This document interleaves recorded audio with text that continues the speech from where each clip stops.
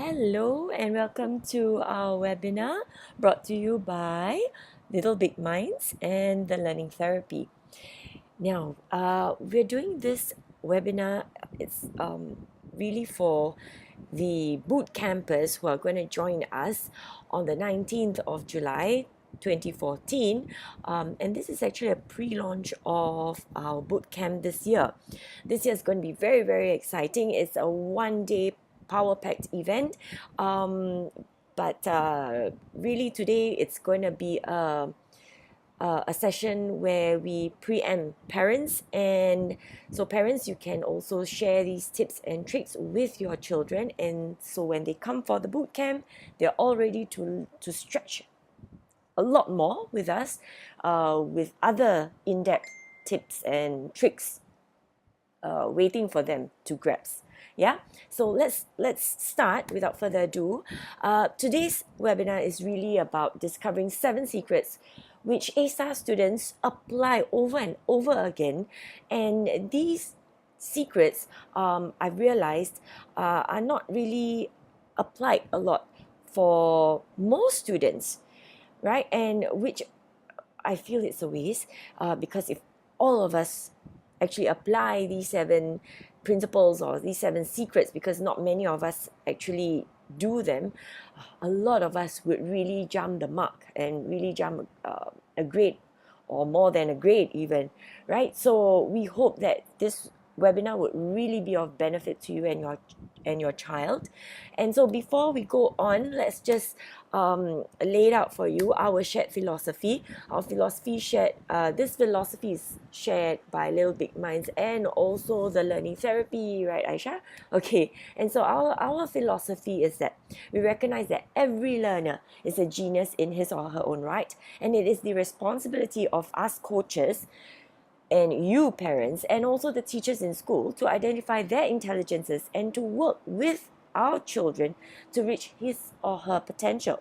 And by doing so, we create success experiences for our students, and thus we will be able to celebrate their successes as often as possible. And this is key to our success as being coaches. We actually really try our very best to look out for their little successes. It may be very little to us, but it is a huge deal for them. And when we recognize and we celebrate with them, that's when their confidence starts to build, their self-efficacy starts to build, and that's when magic really happens. They can really start to believe in themselves, and that's when they really start to develop their sense of being lifelong learners, right? And so let me just share a little bit of what we do. So we've been running parents workshops. We've been really trying to help our Malay Muslim community to really build the future generation to be Khalifas of the future. And so do send your prayers and du'as for us. We've been featured in the new paper as to one of the recognized education or rather enrichment companies who really go out to have an outreach program for our community. And so far this few years, I've been actually delving in Score English and Score Science. I've been developing these modules for our students on a weekly program, weekly coaching program, and it's because of the research that I've done, and that really helped us a lot in our coaching programs, and we could really see the marked improvements in our students. Now, next, I'll share a little bit about Coach Aisha. Now, she is a wonderful, wonderful learning therapist, I must say, because of her gift in really making learning therapeutic. I've sat in her lessons, and I've really seen how hands-on her lessons are, and this really makes a big difference. It's really different from having just worksheets and worksheets after worksheets, and it's different from our one way street of learning whereby the coach teachers and the student just listens. It's a lot of two-way communication. It's very vibrant, and that really shows how she does her workshops, her programs, even her weekly coaching programs. So I'm really thrilled to be working with her. All right, so having that in mind, so I hope you see how we do things. It's a little different from other coaching programs or other tuition programs, and so we hope that you are able to appreciate what we do. Now, let's go on to our secrets that we want to share with you, the secrets that A-star students actually do. Now, the first one, being very simple, is being aware of what is tested. Now, the A-star students or the A students that we have worked with, they are really, really aware of the topics tested, the year's syllabus, and the exam format. So they really don't do this guessing game. They are really aware of these simple things. And then we take this for granted, really. And we think that, oh yeah, I think we know what's being tested, but really, to really save ourselves from the trouble of really going around the bush and really stretching ourselves, practicing things that we don't really need to, we really have to know. And I think parents really would help their children a lot when they help their children to look up for these things. Look, you have to know which topics you have to learn. You have to know the syllabus that is expected to be covered, and you should know what's the exam format. So you wouldn't want to practice things which are not tested. So don't waste time. Let's focus on the things which are tested and how it's being tested. See, for example, let me just give you the gist of the PSLE English paper this year. So this is the way it is being tested. And so I would really tell my students in the very first lesson of the PSLE coaching program that this is what we are going to face in 9 months' time. And so they are crystal clear about what is being tested, how it is being tested.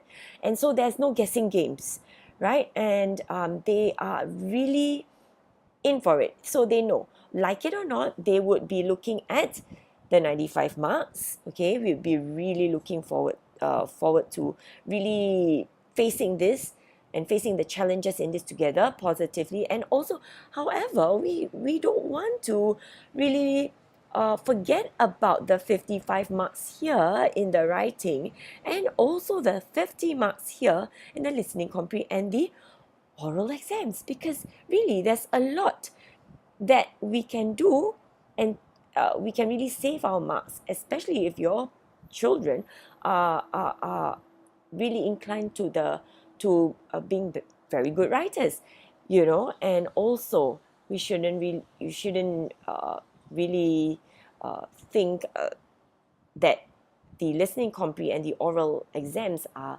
nothing. They are really something, because it's 1/4 of the marks, 25% of the total, you see. So knowing and being aware of what is being tested is really crucial. It's really crucial. It's really how we play our game right. Never mind if we do not really get the hang of comprehension skills yet, and your child feels really low about that, but you say, hey, you know what, we're gonna try to create a balance here by working at your good gift of writing, or rather, you've been doing very well in your listening, comprehend, oral. Let's not forget about that, and build and be consistent in scoring high marks for this. So this is where we can actually maintain our marks, and actually as they go along, they'll be improving in their areas of weaknesses. But at the same time, you don't want to miss out on their good areas as well, right? Okay, now the next one, being aware of how to present full mark answers.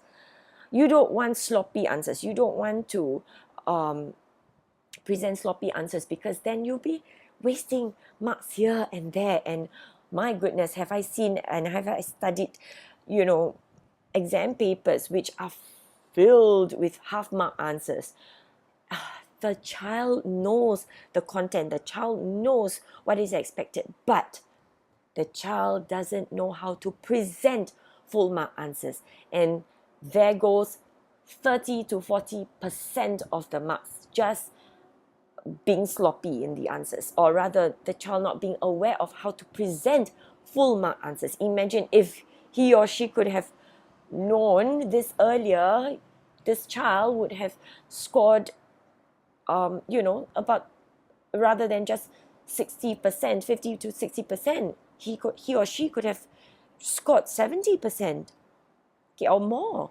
So really, to know how to present full mark answers is really, really important as well. Now, for example, let's see. For example, in a science question, okay, let's look at this question. Okay, A and B are similar objects, but B has a pair of wheels attached. A and B were released from the top of the slope at the same time. Which object would reach the ground first? Explain your the choice of your answer. Okay, now a child with a good grasp of the science concept would tell you, yeah, it's B. Now there are different ways of answering this. Now let's take a look. Then they'll say object B, there's less friction. It's all about friction. Yes, we know that. But unfortunately, if you give this answer, it'll reward you only half of the marks. Now, look at how a full mark answer is like. Object B, the wheels reduce the surface area in contact with the slope, and so less friction is produced, and when B rolls down the slope, so object B reaches the ground first. Okay, so you see that you have to answer object B. However, you don't just talk about there's less friction, full stop. You have to say how less friction affects the time taken to for object B to reach the ground. So you see, it's these kind of skills that our children really need to understand. It is knowing the right answer, linking it up with the right concepts, and back to answering the question. So you talk about A or B, so you have to relate it back to object A or B. See, so this will then give our child the full 2 marks that he or she deserves, because he or she knows the answer, right? So it's all about knowing how to present it. So yeah, don't worry, we'll talk about this and we will reiterate and reinforce this point and this strategy again in PSLE bootcamp. So not to worry, but I want you to bear this in mind so that you will keep on reinforcing, the last leg of the year is here, and reinforcing it over and over again really doesn't do harm. It's really good to just reinforce, rather than just nagging and saying things which are not very helpful or productive in encouraging our child. We might as well know what to say to them to remind them of the tips and tricks for them to be able to score the 2 marks, yeah?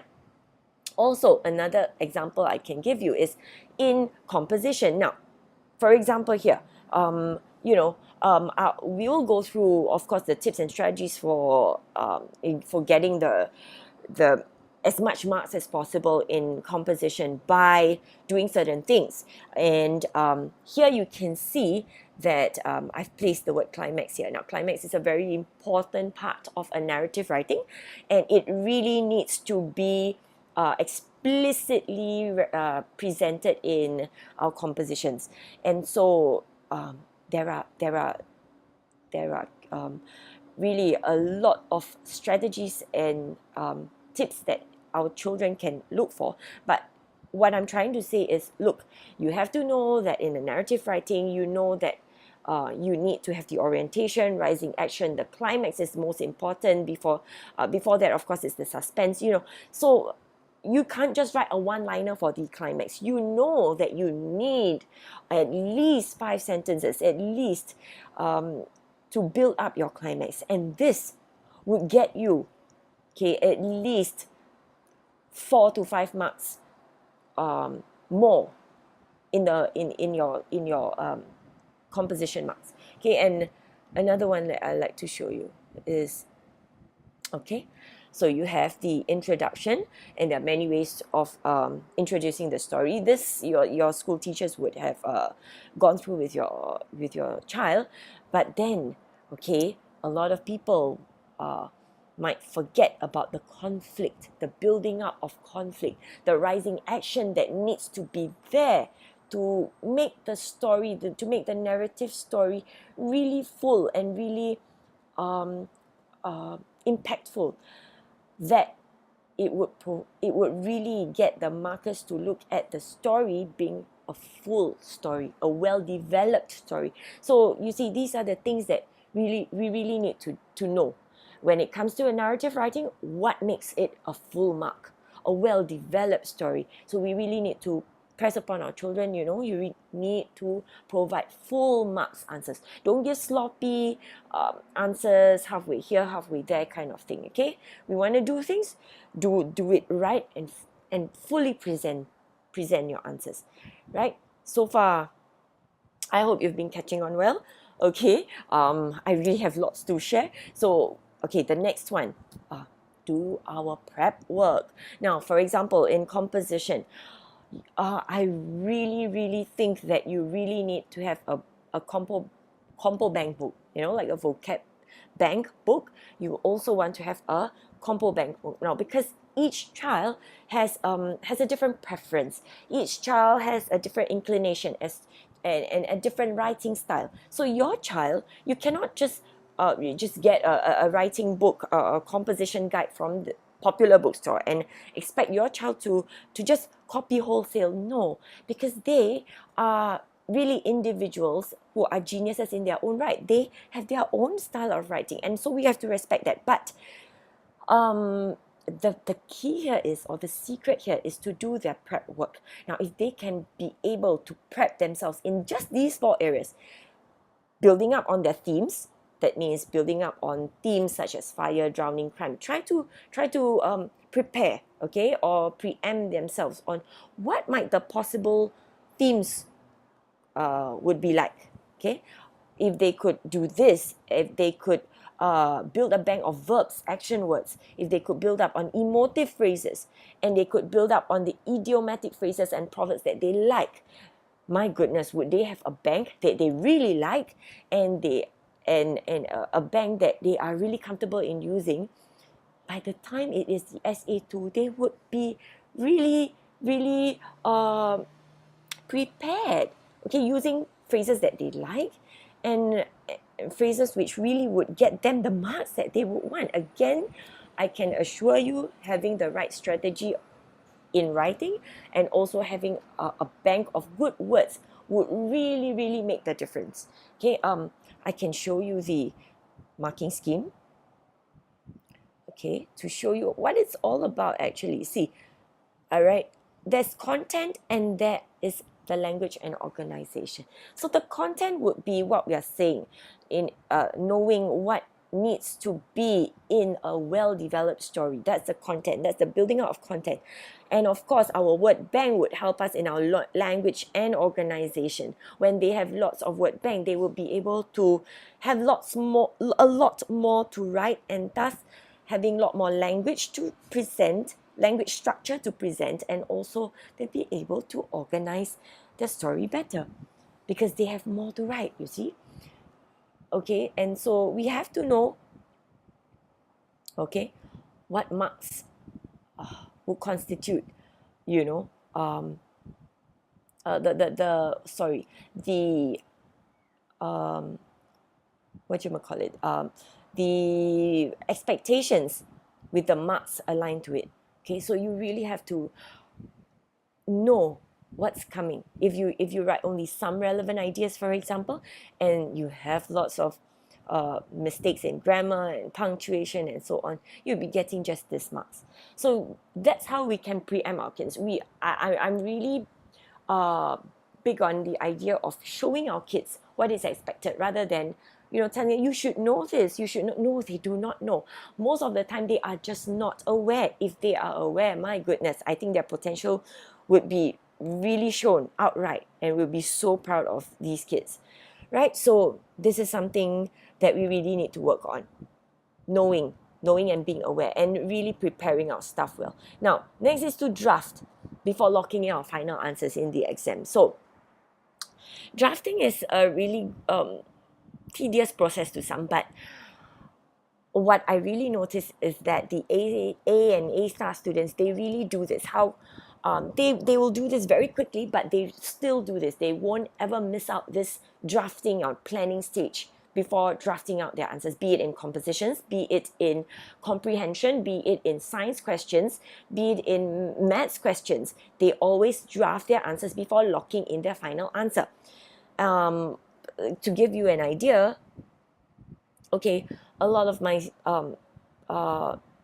A students have gotten used to the idea of drafting out. So they will do this really quickly before their composition exams. Okay, they'll take 2-3 minutes of writing out all these: the idea, the character, the setting, the problem, the event, the solution, and the ending. And last of all, the last thing, of course, they need to do is to come up with a title after coming up with all these things. See, it's really working backwards. We are really working backwards to get the marks that we want. So they already set their targets, and these A star and A students, they really are big on knowing what their targets are, and then they will just work backwards from there. And so these are really simple things, but it's a matter of habit. If we can make our child pick up these solid habits, these solid secret habits, my goodness, they can really, really show their potential in their exams. I know the exams is not the be all and end all, but it really gives each child a boost in confidence, a boost in making them believe that, hey, if I can do this, I can do anything else. You know, it's not really, I'm just not big on the exams. It's really the feeling and the confidence that they will have, that will really make them think that, hey, if I can do this, I can, and it's not something I like, I can really do anything I want. Nothing is impossible. That's really what we at Little Big Minds and Learning Therapy are really trying to instill in our students. Right, Aisha? Okay, Aisha's going to talk later. Okay, let me just finish up my part, please. All right, now, after they have locked in their final answers, the thing that they really need to do is to check. Now, we will have systems of checking. Now, for example, the red ones are the editing checklist for comprehension, the TPS, tenses, punctuation, and spelling. Now, the black one here is to check on science. So, have I answered the question with the relevant topic? Have I applied the concept correctly? Have I explained it correctly in the using scientific keywords, facts, and principles? So these are ways of checking. Again, we are working backwards. So the A and A star students always do this. They always check after. They tell me that they become the first markers of their exam papers. This is really brilliant. So, all right, I'm done with my part. Now I'm going to hand it over to Aisha, who's going to touch on maths, and I'm really excited to know what she's going to share now, and also for the maths boot camp, what's going to happen in the boot camp on the 19th of July. Okay, so without further ado, I'm going to pass the mic to Aisha. Okay, thank you, Coach Shah. Okay, I will be sharing more strategies actually at the PSLE Intensive Bootcamp. But for now, I will share with you 5 top ways to score better than your SA1 marks. Okay, these are the strategies and tips used by my current students, and wow, that actually makes 10 tips. Extra 3 tips when we told you that it's going to be 7. Okay. These 5 tips alone will actually make a difference, okay, in your next maths paper. So, yeah, let's go on. All right, the first tip, okay. Number 1, you really need to know your exam format very well, okay? What's the point of just, okay, sitting for your exam papers and just do and not knowing what is the format like? Basically, there are 2 papers for your exam, that is paper 1 and paper 2, and for your paper 1, it's broken into booklet A and booklet B, and The duration is actually at 50 minutes each for your paper 1 booklets. Okay, and then for your paper 2, it's 1 hour 40 minutes. Well, that's where the bulk of your marks are, 60 marks, okay? And there are 18 questions there. Okay, and then for your booklets A and B for paper 1, it's 20 marks each. Okay, do you want to know why you actually need to know the format? Okay, this is because you need to know what is expected of you. Okay, first is your time. How much time do you actually have? Okay, for each paper, say for example, your paper 1 booklet A, you have 50 minutes and you have 15 questions. You have 20 marks to actually fulfill. So how much time do you need to spare for each particular question? Okay, and that is where you actually go on to, set your goals, whether you want to score for your paper 1 or your paper 2. And that goes into your point number 2, identify your child's or your weak topics. First thing first, you need to look through past papers. Okay, why look through past papers? Okay, when you look through past papers, most of the questions in your exams are actually similar. So if you're actually weak in certain topics, okay, and you manage to identify them, you know, and you are aware that you need to pay attention to it, okay, by sifting out similar questions, which actually reflect your inability to score full marks, you know where your weak points are and you will work on it, okay. And then next is to actually set specific and attainable goals for each sections. Okay, for point number 1, I shared with you what is the exam format like, right? So for each section, your booklet A or your booklet B or even your paper 2, okay, why do you need to actually set specific and attainable goals for each of these sections? Okay, you need to know what you're aiming for in your next paper. Okay, say for example your CA2 or your prelims, or even your PSLE. Take for example, you just walk into McDonald's, okay, and then at the counter you ask for a burger, or would you specifically tell you would like to have a double cheeseburger? You have to be specific about what you want to attain, okay, for your maths marks, so that you will be able to prepare yourself accordingly, okay? If you want to get a double cheeseburger, you will have to have enough cash to get it, right? Rather than to get just a pack of fries. So, of course, setting too high of an expectation also won't do you any good. Okay, we will go in depth on how to actually set SMART goals, okay, which my current students have already done and achieved their own personal goals, alhamdulillah, okay. Because when you get to attain your goals, this actually helps to build your own confidence. Okay, and then next, of course, setting goals alone is not enough. Okay, practice actually makes perfect. Okay, you have to practice. You need to get yourself familiarized with the maths exam format. You need to go through the topical maths questions, okay? Because you need to know what is expected of you, your time management, whether you can deal with your paper 2 fast enough, accurate enough. Are you careless? Are you complacent? Like, oh, okay, I know and I can do it. Okay, so practice, practice, and practice. So one is actually practicing the content, which is your topics, okay, your formulae, your concepts. Next is familiarizing with your exam format. So when you're familiar with the format, you will be able to deal with the time, okay, you manage the time well. Okay, and then of course, last but not least, okay, you need to rest well.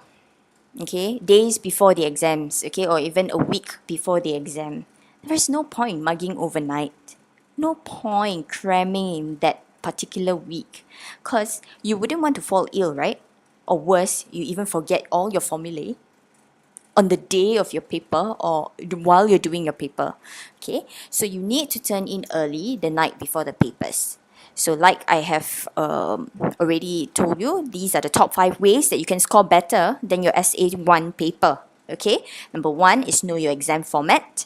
Number 2 is actually identify your weak topics. Number 3, you set specific and attainable goals. Number 4, you practice and practice and practice. And then number 5, finally, just rest well, be confident with what you have, and sit for your paper. All right. I will be able to share more, okay, at the bootcamp. Okay, for now, this is about it that I can share with you, and I hope to actually see you at the bootcamp on 19th of July. Alhamdulillah. Thank you, Aisha, for your sharing. So that makes it not 7 but 10 tips for you. Now, if you do have any questions, do just send us an email. I'll show you the email. Yes, it's shah@pslebootcamp.com. You can ask us anything pertaining to English, maths, and science, and we will try our best to get back to you as soon as possible. And also, we've been getting lots of queries about the PSLE Intensive Bootcamp 2014. It is open to students of P4, P5, and P6s. So, parents, if you're interested, do let us know. And if you have any queries whatsoever, do feel free to just email us and we'll get back to you as soon as possible. And so we will keep in touch. Boot campus, we'll see you on the 19th of July, 9 o'clock. So till we meet again, Assalamualaikum.